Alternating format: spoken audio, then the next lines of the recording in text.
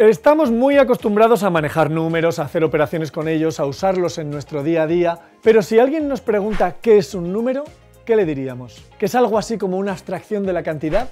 Eso puede servir para el 3 o el 4, pero ¿qué me dices de 22 sextos o de pi? ¿Qué significa 3 entre pi? ¿Que reparto 3 caramelos entre pi niños? Vamos a tratar de aclararnos aquí en Derivando con qué son los números. ¡Empezamos!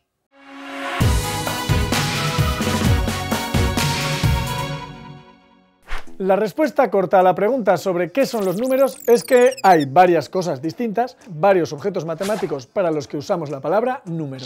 Lo primero y más natural es usar la palabra número para designar cantidades, o sea, una manzana, 2 personas, 3 ornitorrincos. De hecho, estos números que usamos para contar se llaman naturales por eso. Y son lo primero que se nos viene a la cabeza cuando hablamos de números. Son muy antiguos y uno de los primeros logros de la humanidad en cuanto a su capacidad de comunicación. Contar y transmitir cantidades está en el origen mismo de nuestra comunicación oral y desde luego de la escrita. En este sentido, los números son algo así como una abstracción de la cantidad. Lo que tienen en común 2 peras y 2 sirenas es que son 2, la cantidad, y eso lo expresamos mediante un número. Vale, pero conocemos más. Las versiones negativas de estos números naturales, ¿no? El -3, el -7, a eso también lo llamamos números, y no son realmente abstracciones de la cantidad, aunque en algún sentido podemos pensar en ellos como cantidades que nos faltan, una expresión de la carencia. Estos números negativos forman junto con los naturales el conjunto de los números enteros. Con estos números podemos hacer operaciones, sumar, restar, multiplicar, y para que tengan sentido completo necesitamos que un objeto muy especial forme parte de los números, el cero. Así que los números enteros son en realidad los naturales, sus versiones negativas y el cero. El hecho de que el cero sea un número con el que podemos hacer operaciones como sumar, restar y multiplicar es un auténtico logro científico de la humanidad que nosotros lo vemos como muy sencillo y muy natural, pero que produjo avances tremendos. Ya os hablé de esta maravilla en otro vídeo, os dejo el enlace en la descripción. Vale, pues ya tenemos a los números naturales y a los enteros. Son cosas diferentes, aunque muy relacionadas entre sí. El primer salto gordo viene con las fracciones, con las proporciones. Cuando queremos repartir cosas o saber cuántas veces está contenida una cantidad en otra, tenemos que dividir, y el resultado de esa división entre dos números enteros, pues muchas veces no es un número entero. No hay ningún número entero que sea capaz de expresar la división entre 3 y 2. No hay ningún número entero que me diga cuántas ánforas de 5 litros de agua necesito para llenar un odre de 16 litros. No lo hay. Así que necesitamos más números. Necesitamos las fracciones, las proporciones, lo que llamamos números racionales. Y aquí se complica todo mucho, la verdad. La cosa se complica sobre todo porque ahora el número 3 entre 2, 3 medios, es el mismo que el número 6 entre 4, 6 cuartos. Son lo mismo. La relación, la proporción entre 3 y 2 es exactamente la misma que entre 6 y 4.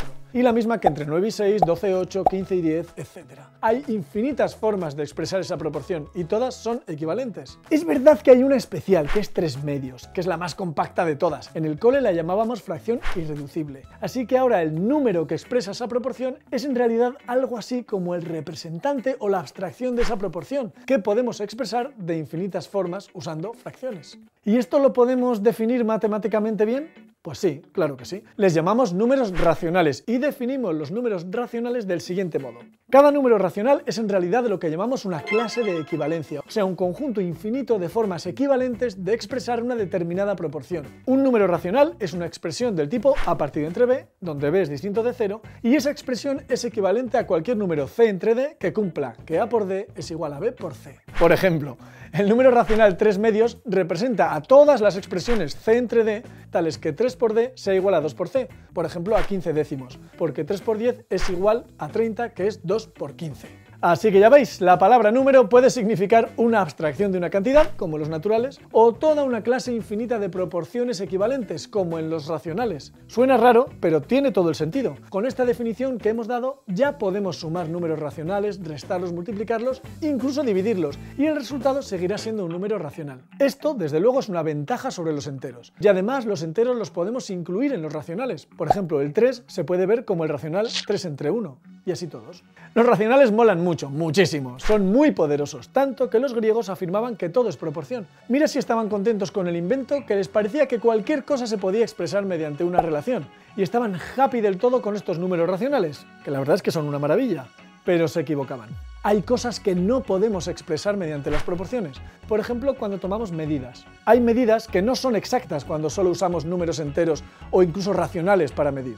Y el primer ejemplo lo dieron los mismos griegos. Si tenemos un cuadrado cuyos lados miden 1 metro, ¿cuánto mide la diagonal? Con nuestras matemáticas modernas y usando el teorema de Pitágoras está bastante claro que esa diagonal mide raíz cuadrada de 2. Y eso, por más que les pesara a los pitagóricos y a los antiguos griegos, no puede expresarse como una fracción, como una proporción.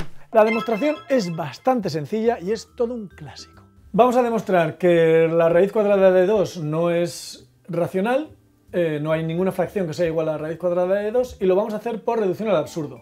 Entonces, suponemos que raíz cuadrada de 2 es igual a dividido entre b, que tenemos una fracción que es exactamente igual a raíz cuadrada de 2 y vamos a llegar a una contradicción. Vamos a suponer que a y b no tienen factores comunes, que es una fracción irreducible. Entonces, si esto es así, elevamos ambos lados de la ecuación al cuadrado y tenemos que 2 es igual a cuadrado dividido entre b cuadrado. Y ahora multiplicamos a ambos lados por b cuadrado y tenemos que 2 por b al cuadrado es igual a al cuadrado. De aquí tenemos que a es par, porque si su cuadrado es un número par, que es 2b al cuadrado, entonces significa que el número es par. Vale, pues entonces ahora ya sabemos que a es par. Si a es par, significa que a es de la forma a es igual a 2 por algo. Voy a poner por a'. Entonces, si a es 2 por a', lo sustituyo aquí, tengo que 2 por b al cuadrado es igual a 2 por a' al cuadrado. Y 2 por a' al cuadrado es 4 por a'. Entonces, 2 por b al cuadrado es igual a 4 por a al cuadrado. Y ahora cancelo, divido por 2 a ambos lados y me queda que b al cuadrado es igual a 2 por a al cuadrado. Y por tanto, por a' al cuadrado. Y por tanto, b es par también. Si a es par y b es par, significa que tienen al menos un factor en común, el 2. Y hemos dicho al principio que a y b no tenían factores en común. Por tanto, hemos llegado a una contradicción que parte de suponer que raíz cuadrada de 2 es racional. Por tanto, raíz cuadrada de 2 no es racional.